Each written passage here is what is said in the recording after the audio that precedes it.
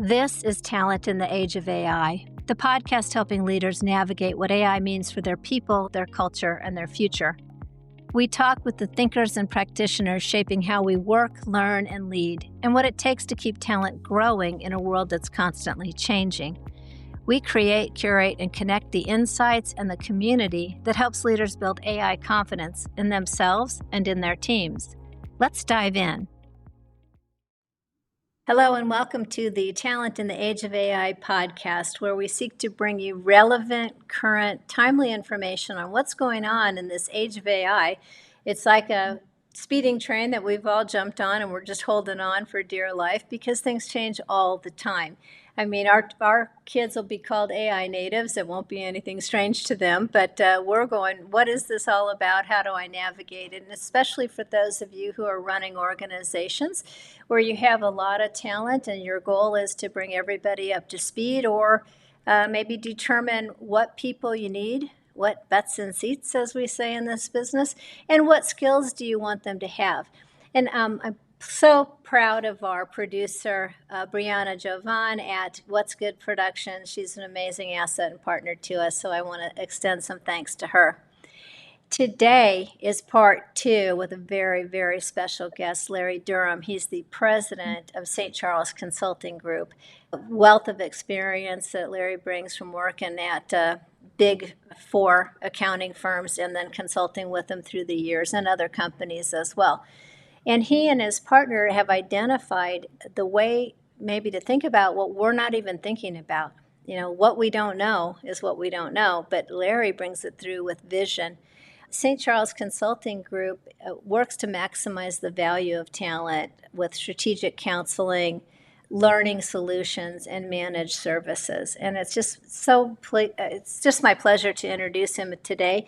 Part one of our three-part series with Larry dealt with the coming judgment void. And if you haven't had a chance to listen to that, I encourage you to. And on all of our podcasts, if you'd like, and share and comment, we'd really appreciate that.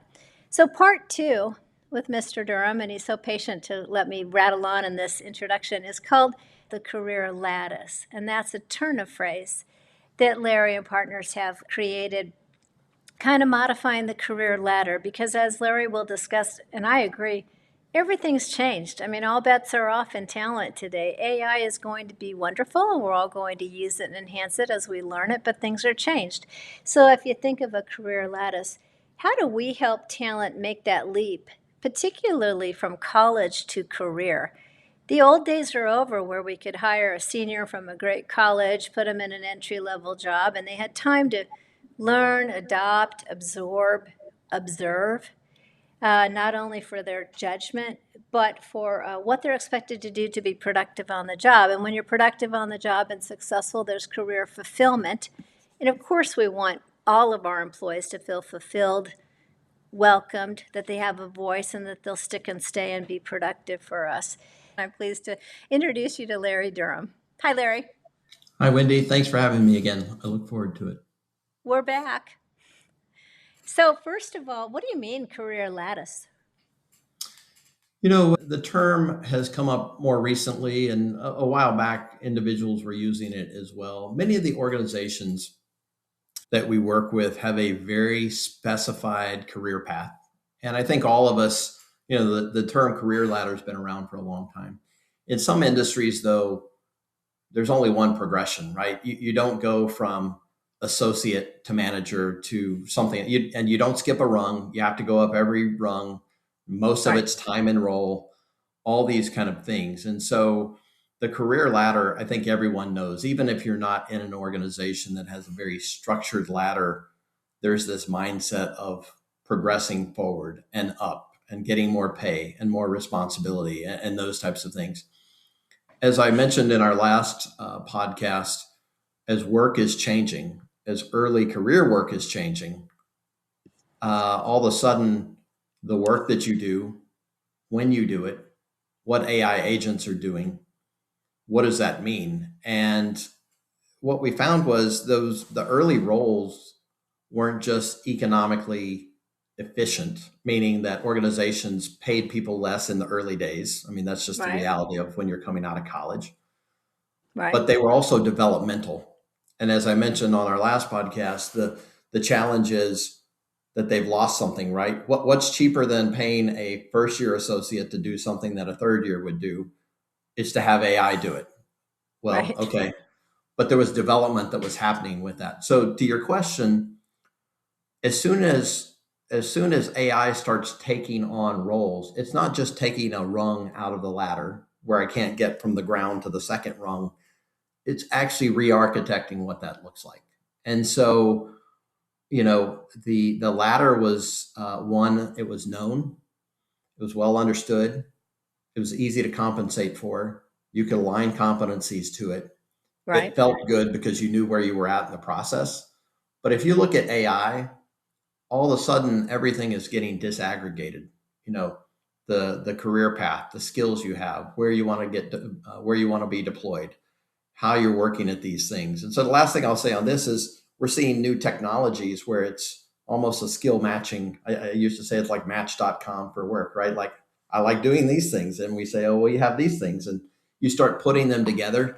The mobility that before seemed like a nuisance is now a necessity, if you will, because it's putting people into roles that they want to develop skills in, either proactively or reactively. And before you know it, that ladder doesn't hold together anymore because AI is taking it away, and the desire to be more lattice like is what's starting to be propagated. I'm a visual person and I can see a person there, it's almost like rock climbers. Yeah, They can pick the next holder to move over. that's right. And so much has changed. You talk about the architecture. I mean, we just have to acknowledge everything has changed and bust paradigms. And it's probably pretty hard in established HR organizations. Like you said, they have levels and you have to work at this level and before you can move up to that level. And by the way, your pay is completely, arranged, organized based on the level that you're in. You can't go any further than that. There's a range within it, but you cannot ascend. Well, we got to start thinking differently here. And I love how you call them AI agents. I know they are called that, but in this context, I feel like they're helpers and they're coworkers. They are. In You fact, I know, was just talking to a colleague earlier today, and he said the company he was speaking with, they have 40,000 employees and they have 20,000 agents, which you're thinking, wow, a third of what they have are AI agents. But what we don't account for, those agents run 24/7, right? They're not on an 8 hour shift, they're on a 24-hour shift, and they work far faster than we do on the declarative knowledge and procedural tasks. So if you really think about it, it's probably 3 times more agent productivity than they have people productivity. And that seems far fetched, but I think most organizations are starting to get to that point where we're already in a place that more work's being done by AI than is being done by the human element. Yeah. well, and one agent isn't one agent because they go out there and reference millions of agent points. I mean, you know, Right. Right. what they're Absolutely. accessing is untold amounts of information and lessons learned by others and they put it in there. It is a phenomenal space and place. So, what should an organization do to not only acknowledge and build toward a lattice, but help their employees? I love it used to be where businesses said, "What can employees do for me?" And I think we're shifting to say, what are businesses going to do for employees? Because I'm a believer we still need the human element in all of this. And what can we do? We got to, I'm looking at, big buildings here in Omaha, Nebraska, where I'm from, 5 Fortune 500 companies and a lot of Fortune 1000 companies. They got to change, I think, don't they, Larry? Yeah, I mean, everyone has to evolve. Sometimes we're exceptionally bad as humans as thinking about what the future is going to look like. We're not always right in the way it looks. I think there's a couple things. I think there's the ladder will break down because once the early rung of the ladder goes away, there's no way to get to the second or the third rung. And even if I could, I don't even know how to keep my balance, maybe for that analogy. I don't even know how to even balance on rung one. And here I am 3 rungs up. So that ladder begins to break down and the lattice starts to take hold. So we're already seeing with skills the ability to port people or migrate people through short term assignments, through experiences, right? That Right. are experiential. what I love about that is it's building the muscle of judgment, exposure, experience across a number of domains and areas of expertise, which makes someone more fungible and usable in the future, and the ability to oversee and direct agents and other things better. So I think there's the lattice piece that's super important. Then I think the other part that most organizations need to start thinking about is the gap that we talked about in episode 1, which is, what does that begin to look like? When I think about the problem, sometimes we think, okay, everything stays the same except the part we're talking about. Well, when we go upstream, they're coming out of college. Are they perfect coming out of college? And what have been the challenges that we've seen of individuals coming out of college? I actually think there's a period of time where the formative work is going to look radically different. We're not there yet, but on the back of the judgment void that we talked about, we're going to have to create environments where individuals can upskill and do the work. And I think the best analogy, there may be two. One is aviation, right? Before I ever get into the plane, I get in the simulator and I do it time and time again to develop that experience before I do it with the full consequence of it. And then the same thing in medical, right? I'm in a residency. I'm always overseeing. We have this in aviation and medical, which are both highly consequential. Now, Yes. audit, tax, consulting, other law, those are all consequential, but very few people die as a result of a poor audit, right? Someone loses money. It is consequential, but That's these right. are things that need to be addressed. Yeah, Well, and medicine gets a break because they call it the practice of medicine. that's They don't call true. it the practice of aviation because none of us would fly. That's true. That's But true. you're absolutely right.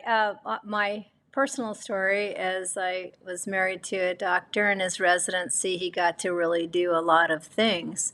He was expected to do a lot of things at fourth year.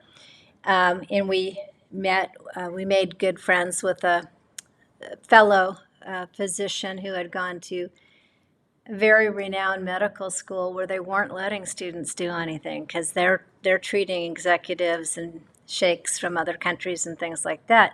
So, when mine graduated, he had so much more experiential, real, impactful experiences that mattered, and he wasn't going to screw up as an intern because he really wanted to graduate. So maybe that's an analogy that comes to mind. You just have to have the consequences that matter to motivate you to apply your judgment based on your knowledge and what Yeah, you've seen and heard and done. yeah, Um, I love that we're talking about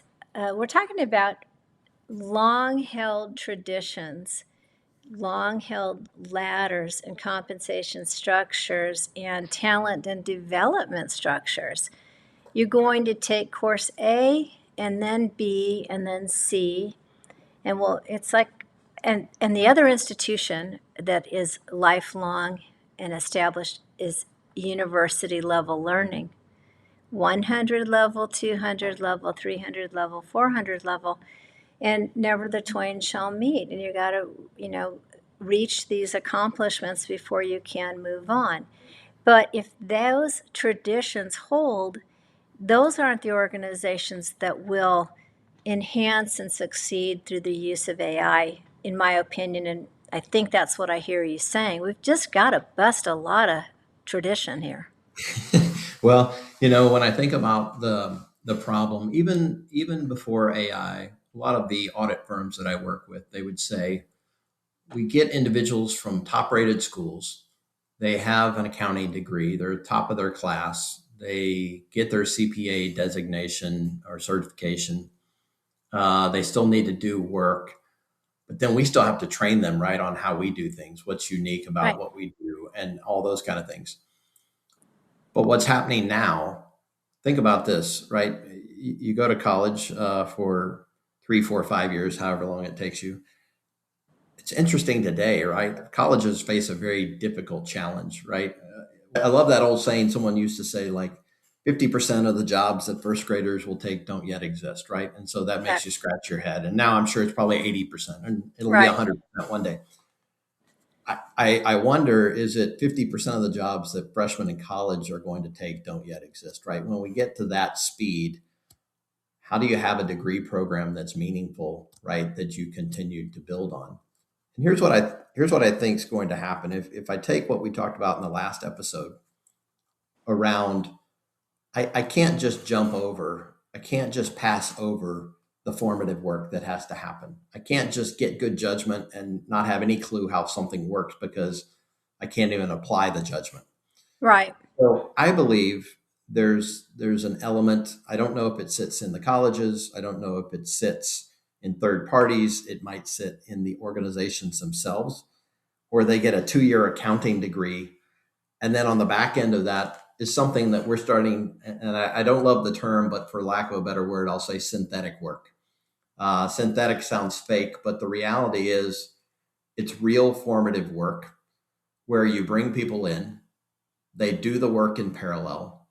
They're doing it as if they always would have done it, which seems a little bit ironic, right? Because AI is over here doing much of the work. And so Right. they're getting the feedback, they're getting the apprenticeship. We're rebuilding what this synthetic work looks like through declarative knowledge, procedural tasks, judgment, and relational. All of that comes together in a simulated environment, not just for judgment, but for all those things. So that by the time I, maybe can even get into the lattice, not the ladder, but the lattice, I know how this actually works. Because here's what I'll tell you: as long as organizations can use AI to do the work cheaper, faster, and maybe even better and broader, there's no other way around it. That's not a problem to solve. That problem's been solved and Yeah. that one's been determined, right? It creates a new Yeah. problem that we have to solve. And that is individuals don't have the developmental formation or the developmental density of work that they need to come into judgment. And so the question is, in a strange way, there will be, I believe, something that sits as synthetic work in between, maybe as part of college, in between college, and when you start, but it's actually replacing maybe year one or year two. And that could be through a consortium, it could be independent. Don't know the answer to that yet, but we're starting to do a lot of research on what simulated, real consequential work looks like. Because when you do simulation without consequences, it takes the development piece away. Your brain is not in overdrive trying to figure it out because you're like, if I get it wrong, no big deal. There's It has to no be consequential. So I hold think that. there's going to be something that changes massively there around synthetic work. I think you're right. And another big idea. Hold that thought, Larry. We're going to stop for a quick break. Okay. Listeners, watchers of the Talent in the Age of AI podcast, I'm so pleased to tell you more about the St. Charles Consulting Group. Their mission is to help employees navigate change and experience success by delivering comprehensive talent development solutions that focus on, quote, preparing your people for your tomorrow. And you'll see from listening to our 3-part series with President Larry Durham that this is exactly what they do. And they're not resting on laurels or doing what happened in the past. They are big, visionary future thinkers. So they help mid to large size organizations maximize the value of their talent. And who doesn't want that? That's why we're all here together through strategic consulting, innovative learning solutions, and managed services. The roots are in real-world, renowned Anderson Worldwide Training and Development Center located in St. Charles, Illinois. So they come at this from 30-plus years of deep experience, real-world, boots-on-the-ground training, consulting, thinking about what's next, and identifying the real problems to be solved through human talent interventions. For our podcast 3-part series is President Larry Durham, and I'm so pleased to have stopped for a pause to let you know more about this incredible company available at stccg.com, stccg.com, as in the St. Charles Consulting Group. And now we'll go back to our interview with President Larry Durham. Okay, I really appreciate that. What we were talking about with the president of St. Charles Consulting Group is Larry Durham. And I'll call him one of the biggest thinkers I've come across for a very long time. I know that I think 10 or 20 years ago, one of the forerunners in our world of talent wrote The Future of Work. But that book is probably obsolete today. I mean, what Larry and his partners are doing are talking about the future of work because of AI and how it changes things. And there's a theme that says it's probably not a career ladder anymore, but a career lattice. And the path we were on, Larry, we were talking about before the break was you still have to have foundational knowledge and the core information to apply to your judgment because we probably will ask employees to make a big leap to level 3 of the rung or something and grab onto the lattice. Lattices are still strong because they're built with a crisscross pattern and they're relying on each other to be strong. And Yeah. so it's almost a better framework than a ladder because every cartoon we saw growing up, if the top ladder broke, the Wile E. Coyote fell down every other rung and smashed to the bottom. So I really like the visual of a lattice because there's lots of safety nets in there, but it's a web of knowledge, a web of skills, a web of understanding.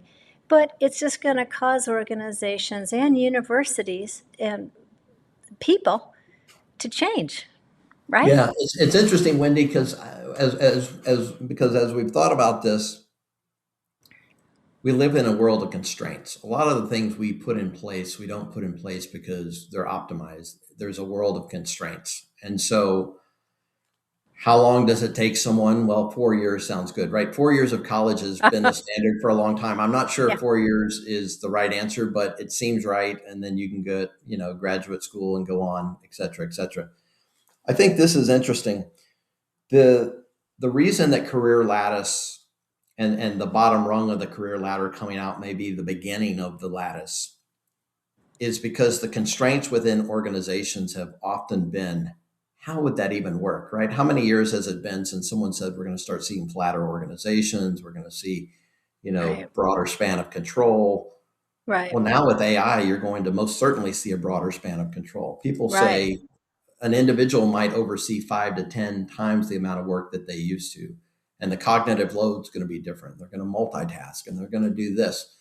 But I can tell you, working in a lot of very large firms, the reason that you don't let people be more mobile and develop and go across different roles, it's a nuisance. It's like, well, I'm right, trying to run a business here. Larry's development is secondary. I can't have Larry right, off doing something else. Or we hunt in packs. I like this team of people and I always want to keep them together and I don't want to be disrupted. The constraints aren't, historically they were, well, the system doesn't allow it and our compensation and then right, developmentally, right, et right. cetera, et cetera. I think the place to work of mobility and skills intelligence. What skills are we going to need? What do we have? What do people want to do? Internal marketplaces. We're seeing the beginnings of it. But the ironic part is some of the efficiency that AI is bringing to us is freeing up the resources, the time, and the dollars to actually enable what that would look like. And strangely enough, the systems and the AI are removing some of the constraints for what it would be. I'll give an example. This is kind of an unusual example in a parallel path. About 6 to 9 months ago, every large organization has this enterprise system or tool that it uses, right? Everyone has an ERP. They have PeopleSoft Right, or right. Oracle or even their CRM systems like HubSpot and things like that. If you look at those companies in the last 9 months, most of them are about 60% less than they were 9 months Yeah, ago. And you say, yeah. well, that must be a rough streak. You know what happened? An AI What? tool came out, Claude Code came out, and people said we could develop our own software. We could disaggregate this highly structured network. And if you take that analogy and you say, we don't need an industrial strength ladder truck, right, that only does one thing, we could have a litany of ways. We could have lattices of ways of going about this. Now, we're not there yet, but I think that idea of, universal, one, large, everything has to go in one place, disaggregated, decentralized, the AI construct is taking away those constraints. And I think we're going to start seeing some of that.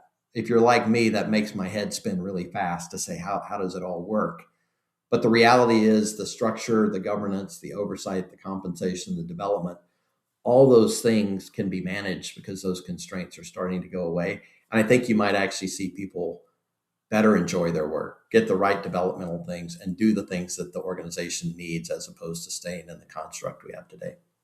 I love that insight because I don't think people pointed to organizations like the ERPs that would be affected greatly by AI. It was all about all the individuals going to lose their jobs. But when you stop and think about historic organizations built to support historic models and We always do visionaries, that though, Wendy. We take our current frame of reference and then we say, no, what if what I we change know, this one thing?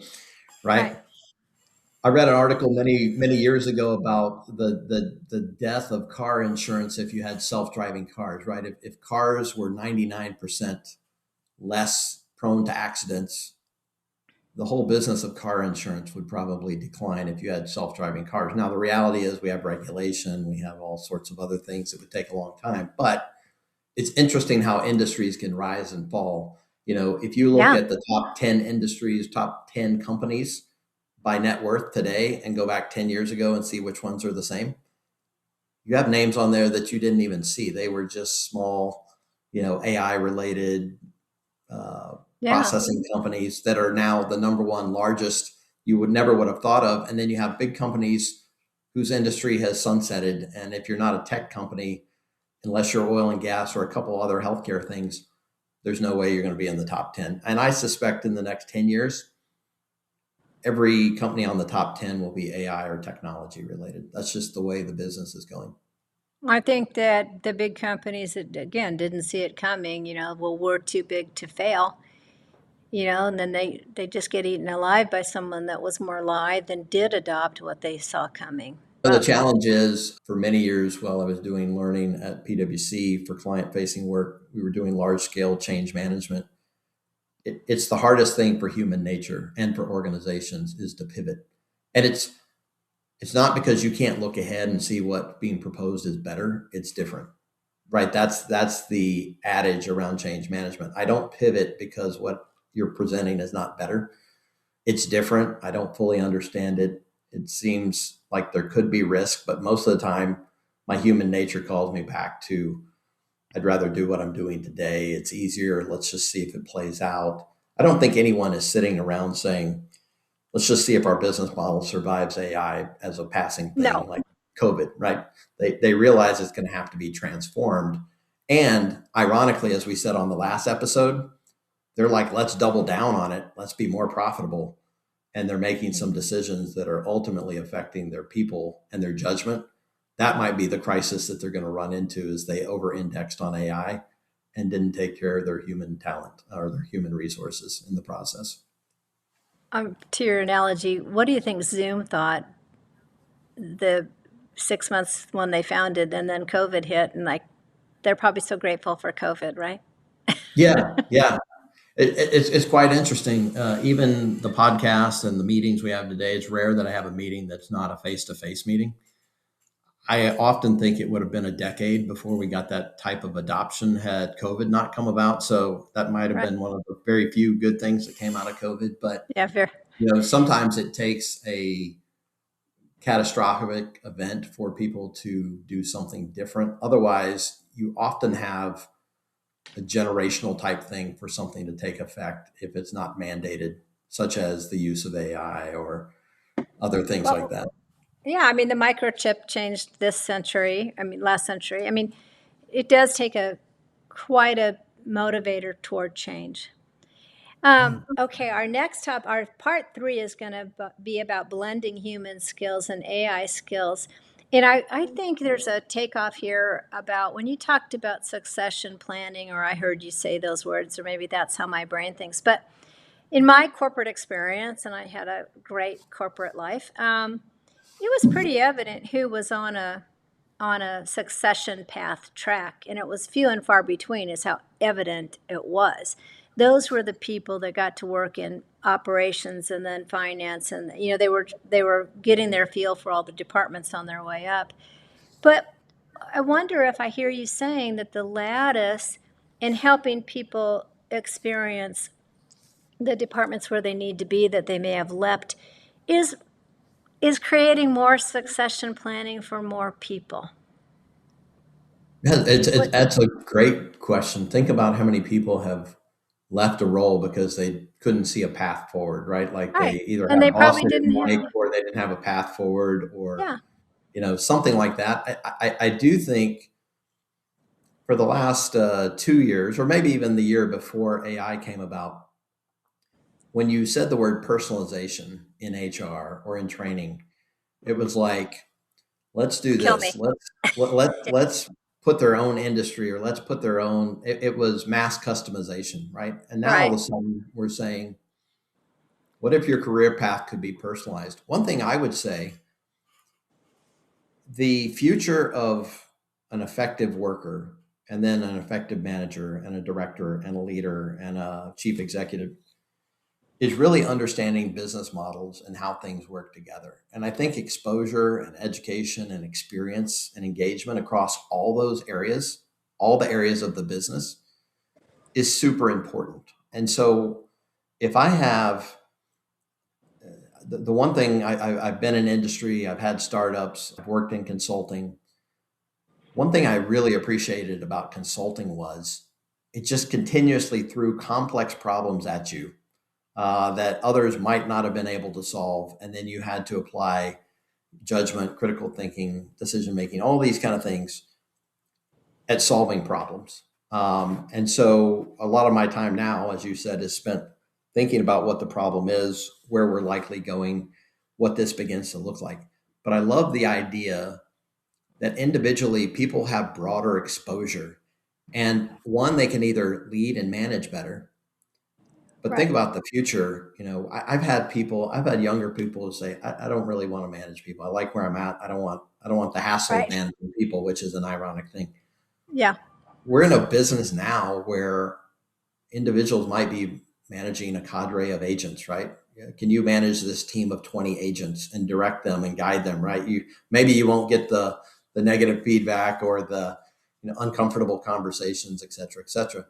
But there's real opportunity to manage agents, a cadre of agents, or even a team of agents, or an agent of agents, right? It just goes on and on and on. I think that's a really interesting thing you said, though, around succession, is you can progress and you can solve problems. And it's almost like not only one, what is the problem? What's the work we can do to solve it? But how do we build solutions? Solution architecture, the engineering comment you made in an earlier episode. We're all engineers to think about the system where we use humans and AI to solve a problem as quickly and as effectively as we can. And that's very, very powerful. I mean, there's agency for a human in this transition. Mm. I like that. The agency of agents. I like that thought. That'll Agents be agents aren't a threat. They should be your own agency if you know how to use them and direct them. right. That's a book I'd like to write with you. We'll do it. All right, we'll do it. Well, thank you so much for being with us. I look forward to part 3. Again, my guest is Larry Durham, the president of St. Charles Consulting Group, and just such a delight to spend time with today. And you're not going to want to miss part 3.